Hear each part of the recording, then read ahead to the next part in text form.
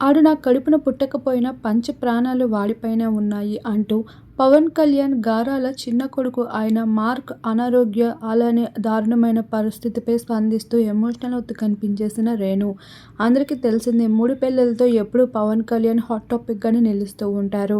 అలానే అన్న లెజినాని పెళ్లి చేసుకున్న తర్వాత గారాల కొడుకు మార్క్ కూడా జన్మించాడు. ఇక అన్న లెజినా సింగపూర్లోనే తను ప్రస్తుతం తన హైయర్ స్టడీస్ అయితే కొనసాగిస్తూ ఉంది. ఆ భాగంగానే తల్లితోనే కలిసి మార్క్ అయితే అక్కడే స్కూల్లో జాయిన్ అయ్యాడు.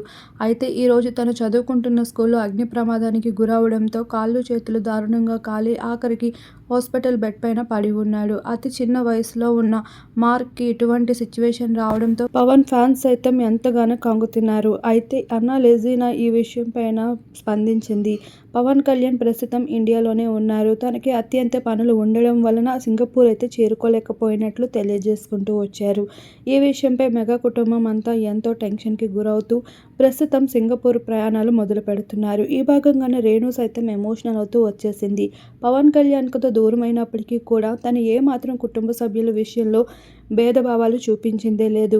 ఈ భాగంగానే పవన్ గారాల కొడుకు మార్క్ పరిస్థితి ఇలా అవ్వడంపై చాలా ఎమోషనల్ అవుతూ, తను నా కడుపున పుట్టకపోయినప్పటికీ కూడా తను నాకు ముద్దుల కొడుకు, ఎప్పుడూ నేను అలానే భావిస్తూ ఉంటాను, తన ఆరోగ్యం బాగుండాలి అంటూ ప్రేయర్స్ జరుపుతాను అంటూ ఎమోషనల్ పోస్ట్ని షేర్ చేసుకోవడం జరిగింది సోషల్ మీడియాలో.